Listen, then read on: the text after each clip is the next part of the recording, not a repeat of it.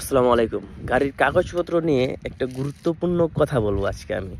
আপনার অনেকেই আমাকে জিজ্ঞেস করে যে, "ভাই গাড়ি চলাচল করতে কয়টা কাগজ লাগে?" গাড়ি চলাচল করতে মেইনলি হচ্ছে ৩ টা কাগজ লাগে। একটা হচ্ছে নিজের ড্রাইভিং লাইসেন্স, আর ২ টা হচ্ছে বাইকের। একটা হচ্ছে স্মার্ট কার্ড। স্মার্ট কার্ড হচ্ছে আপনার বাইকের পরিচয়পত্র, আর হচ্ছে নিজের পরিচয়পত্র। মানে বাইকটা যে আমার নামে, ওটার একটা পরিচয়পত্র থাকে আরকি। ওটাকে বলা হয় স্মার্ট কার্ড। আর স্মার্ট কার্ড অনেক সময় বিআরটিতে জমা থাকে, ওটা ডেলিভারি স্লিপ দিয়ে দেয়। আপনাকে যখন পুলিশ ধরে তখন ওই যে স্মার্ট কার্ড যদি না থাকে, ওই ডেলিভারি স্লিপ দেখালে ওই একই পাওয়ার।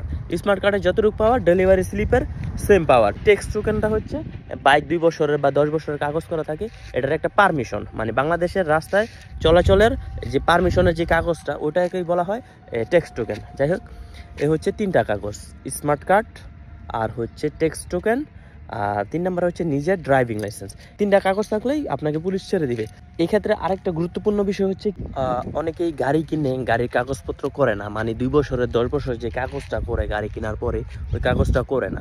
তো এই ক্ষেত্রে সমস্যা করতে হয় কি, অনেকে বাহির থেকে মানে বিদেশ থেকে আসে, আইসা পরে গাড়ি কিনে আর কাগজ করে না, ২-১ বছর চালায়, পরে আবার বিদেশ চলে যায়। ঠিক আছে। আবার অনেক ভাই ব্রাদার আছে যারা নাকি এলাকায় থাকে, তো এলাকায় থাকার পরেও দেখা গেছে দূরে যায় না, কোথাও যায় না, এলাকা দিয়ে ঘোরাফেরা করে, গাড়ি কিনে তারপরে আর কাগজপত্র করায় না। ওই গাড়িটা যখন বিক্রি করে দেয়, সেল করে দেয়, তখন কিন্তু গাড়ির কাগজ করতে অনেকটা অসুবিধা হয়ে যায়।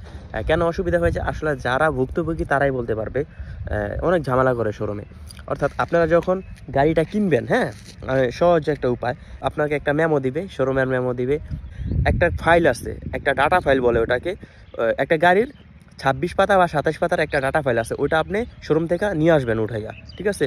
একটু ২-১ হাজার বেশি টাকা লাগলেও উঠায় নিয়ে আসবেন। ওই ক্ষেত্রে আপনারা পরবর্তীতে বিআরটি থেকে কাগজটা করে নিতে পারবেন। আর যদি ওটা না উঠায় নিয়ে আসেন, ওয়ান টেস্ট অবস্থায় চালান, তো ডাটা ফাইলটা উঠে এনে আপনি বাসায় রেখে দিবেন, সমস্যা নাই। পরবর্তীতে আপনি নিজে যাইয়া বিআরটিতে কাগজ করতে পারবেন। আর যদি ওটা না উঠে আনেন, পরবর্তীতে শোরুম অনেক ঝামেলা করে। তো আমার এক ছোট ভাই এভাবে অনেক দিন, মোটামুটি ৬ মাস যাবত ঘুরতেছে Suzuki Gixxer SF update version, যেটা ওটা ৩ বছর চালাইছে, কাগজ করে নাই। তো যাই হোক, ওর সাথে এরকমটা হয়েছে। তো পরবর্তীতে অনেক ঝামেলা করে। ঠিক আছে।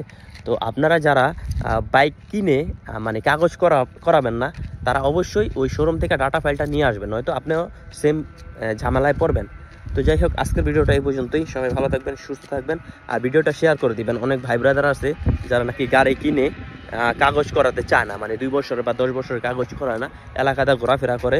ঠিক আছে। তারা যাতে এই সমস্যায় না পড়ে, এবং আপনিও যদি ওইসব গাড়ি কিনেন একটু কমের মধ্যে, কিনলে দেখা গেছে কি আপনিও দৌড়াদৌড়ি করতে হবে। ঠিক আছে। এভাবে আপনার হবে না। আবার মনে করলেন আরেকজনের নামে দিতে যাবেন শোরুমের থেকে, ওইখানে ওরা ঝামেলা করবেই। ঠিক আছে। মাস যদি ঝামেলা করবে।